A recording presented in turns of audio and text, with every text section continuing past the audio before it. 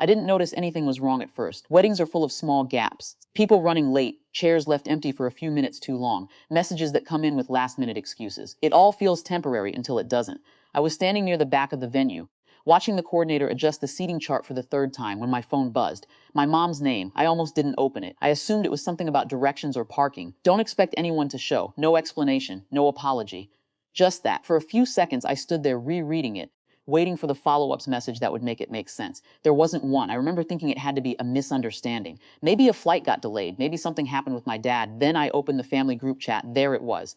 A photo, bright, filtered, unmistakably intentional. My parents, my siblings, a couple of aunts and uncles, all of them barefoot on a private beach in Maui. Drinks in their hands, sun low behind them, the caption. Finally together. I didn't feel anything right away. Not anger, not even embarrassment. Just a kind of stillness, like my body was waiting for the rest of me to catch up. People walked past me, asking small questions. Where should they put gifts? Whether the ceremony would start on time. I answered automatically. I zoomed in on the photo. Not to check if it was real, it clearly was, but to look at their faces. No one looked hesitant. No one looked like they'd been forced into it. This wasn't spontaneous. It had been planned, and I hadn't been included. There were older moments that started to rearrange themselves in my head. Holidays where dates changed without asking me. Business meetings where decisions had already been made before I arrived. Conversations that shifted slightly when I entered the room. None of it had ever been big enough to confront. Each piece was easy to explain away on its own. Together, it formed something else. Someone called my name, and I turned, smiled, and walked forward like nothing had changed. The ceremony happened. I remember it in fragments, the way the light came through the windows, the sound of someone coughing at the wrong moment, the weight of the ring in my hand. I said what I was supposed to say, but something in me had stepped back, not detached exactly, just reoriented. During the reception, I checked my phone again. The group chat was still active. More photos, different angles of the same beach. My mother laughing in one, my dad holding a drink in another. No one mentioned me. Not directly, not indirectly. It was like I existed in a separate thread they decided not to open. That was when I sent the message. Perfect timing. I didn't elaborate. I didn't need to. I slipped my phone back into my pocket and stayed until the last guest left. That night, when everything was quiet, I sat at the kitchen table with my laptop. There was no rush, no sense of urgency. Just a list of things that had been true for a long time, now being acknowledged properly. The business had always been presented as ours, family run, shared responsibility, shared benefit, but legally, structurally, it wasn't that simple. My name was on the charter. My authorization sat behind every major account, every expense line, every operational decision that mattered more than anyone admitted. I'd agreed to that structure years ago because it made things easier, because I trusted them. I opened the documents one by one, removed my name from the charter, not dramatic, just procedural, filed the paperwork, submitted the requests.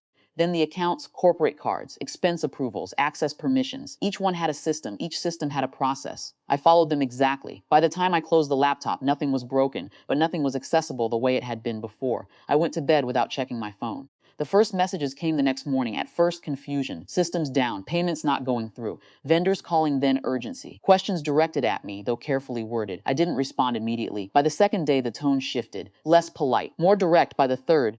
They stopped asking what was wrong and started asking what I had done. I still didn't answer. A week later, there was a knock at my door. Not tentative, not patient. I knew it was my dad before I opened it. He was already mid-motion, fist raised again. When I pulled the door open, his face was red.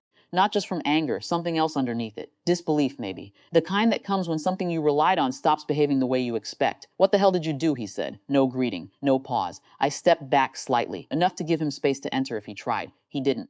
I had a cup of coffee in my hand. I hadn't realized I'd brought it with me until that moment.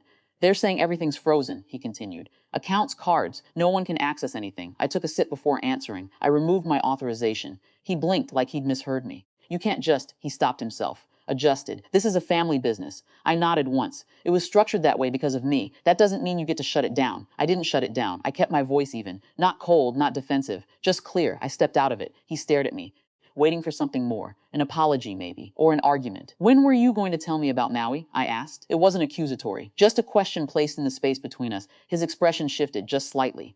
That's not the same thing.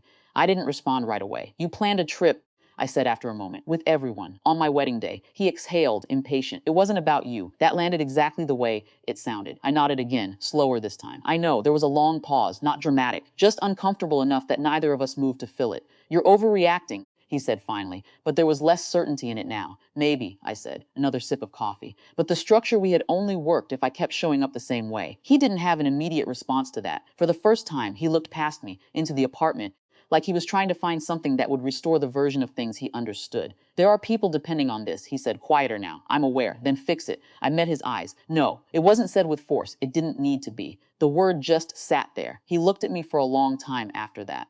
Not angry anymore, exactly. Just recalculating. I stepped back slightly, shifting my weight. If you want to keep it running, I said, you'll need to restructure it properly. He didn't ask what that meant. I think he understood. After a moment, he nodded once. Not in agreement, just acknowledgement. Then he turned and walked away. I closed the door and stood there for a few seconds, listening to his footsteps fade down the hall. Nothing felt resolved. There wasn't any sense of victory, no relief rushing in to replace what had been there before.